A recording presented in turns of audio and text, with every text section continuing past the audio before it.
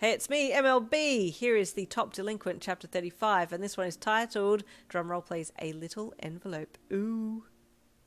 The closer you got to school, the more the anxiety rose from the pit of your stomach and up into your throat. You tried to swallow it down again, but it wasn't working, and that just pissed you off. Frickin' hell, what is wrong with me? I'm not usually like this. You stormed in through the iron gates and walked directly to the building and your locker, grumbling to yourself about getting it together as you angrily unlocked your locker door and threw it open. As the light from behind you fell on your opened cubicle, you saw a little white envelope sitting there next to your school shoes, and you wrinkled your brow in wonder at it. What's this? You thought as you reached out a hand and picked it up. It had your name on the front, so you unceremoniously dumped the things into your locker and pulled some books out, then stepped back and closed the door, still staring at the envelope in hand. Then suddenly it clicked. Oh God, wait! You glanced up and around the busy locker room, and then ran to the girls' bathroom nearby and locked yourself in a cubicle, sitting down on the toilet lid and fumbling with the envelope. Is this a confession note? Is this from Iida? Your shaking fingers tore the envelope open, and you pulled a small folded piece of paper out, while your heart threw slow, heavily painful beats against the inside of your ribcage as you unfolded the note. Dearest Yin, it read. I am very good with words until it comes to you, and then I find myself speechless in your presence.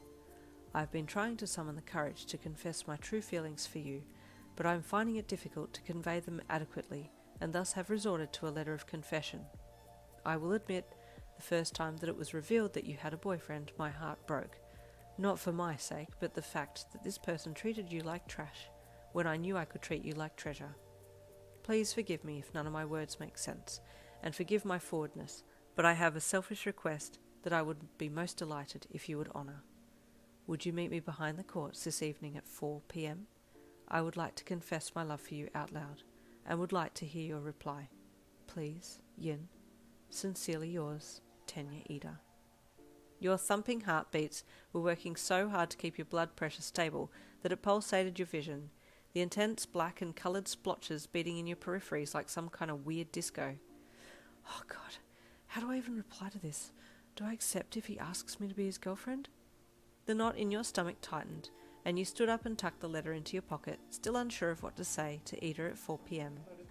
Slowly you walked out of the cubicle and down the still busy hall to the homeroom class and entered. As you stepped inside, you saw Iida sitting stiffly at his desk, and your movement in the doorway caught his eye, the two of you staring at each other for a second before you both hurriedly looked away. Not wanting to make a spectacle of yourself, you quickly walked with head down to your desk and sat, refusing to look in Iida's direction as he snuck a glance back at you. Hey! DF called out to you as she entered. You looked up and gave her a weak smile as she walked over and sat down at her desk beside yours. We have heaps to catch up on, she said emphatically, smiling at you as your eyes wandered shyly towards Iida.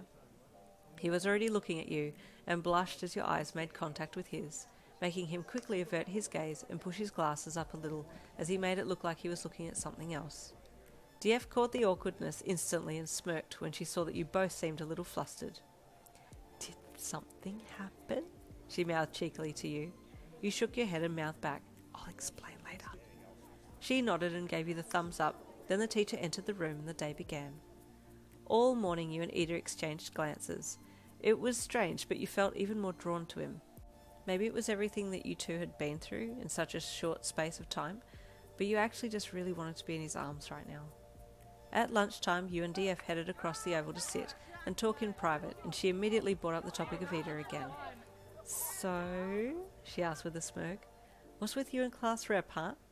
Nothing, you said bluntly, pulling the note out and handing it to her. Read this so. What is it? She asked as she took the letter and opened it, her eyes scanning as she read the first few lines. Holy! Is this a confession letter? She read a bit more. It is! She gasped. Is it Iida? I bet it's Iida. Tell me it's Iida. Oh my God, can someone get that phone? What phone? Because I just called it! Bish, what? Girl, I freaking called this. I told you I was going to confess you.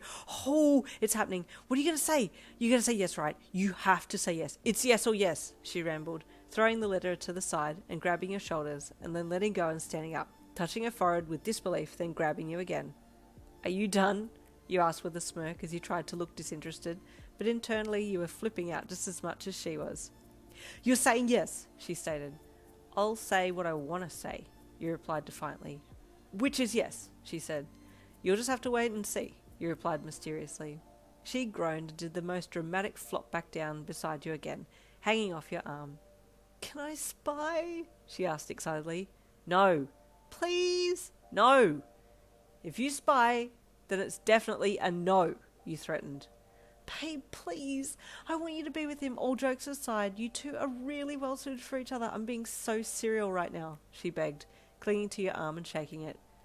You'll just have to wait and see, you said with a smirk, keeping tight-lipped about what you were going to say to him at 4 p.m. Ooh, and that is chapter 35 done and dusted. Stay tuned for chapter 36 tomorrow.